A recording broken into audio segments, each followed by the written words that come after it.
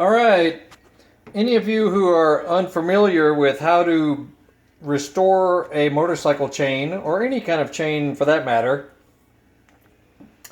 we use an ultrasonic tank here. This baby, can heat water up to 150 to 160 degrees Fahrenheit.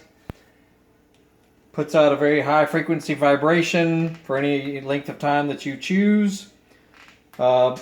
For anything made of steel, like a chain, you can use parts degreaser, like this here, Zep Industrial Purple parts degreaser, because if your chain is greasy, it's a good way to get the rust off of it, as well as the vibrations of the ultrasonic tank. It will get the rust off of it. You might have to do a little bit of brushing after the fact.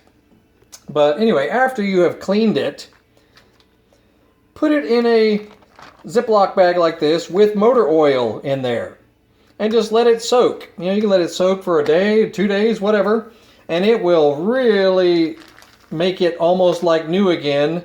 The ultrasonic cleaning will remove the kinks out of it for the most part. I mean, it depends on how bad yours is, but we've done 5 different motorcycle chains here, and some of them look worthless. They look so bad that you're just going to throw them away. This method completely restored them, made them usable again. The important thing is if the chain is not stretched out and physically worn out, that's one thing. Of course, you don't want to reuse that.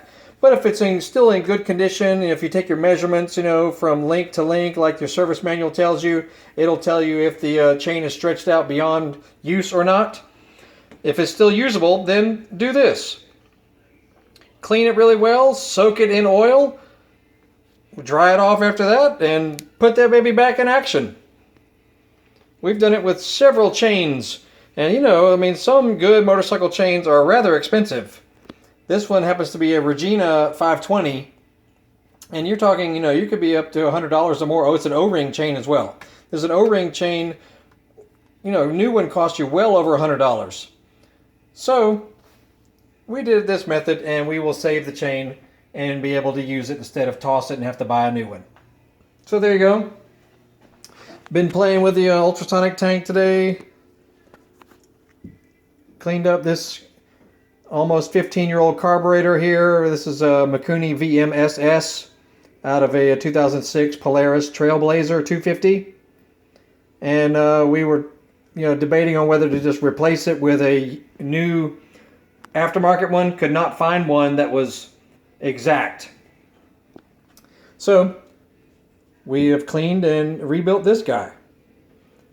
And it should work good. So check out our other video on how to check the float mechanism in there, how to clean the float mechanism, because it's a little bit different than other carburetors, and it might help you. So check that out, and check out our other videos as well. We got all kinds of stuff on how to help you, fix stuff and tweak stuff and tune stuff and whatever, resolve problems.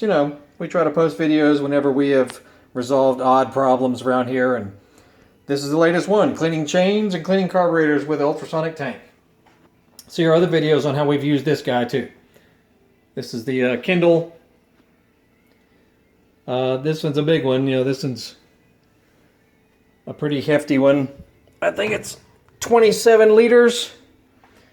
27 liter tank, and it's a doozy, so we try to put it to use as much as possible. Anyway, check out other videos. We shall talk to y'all soon.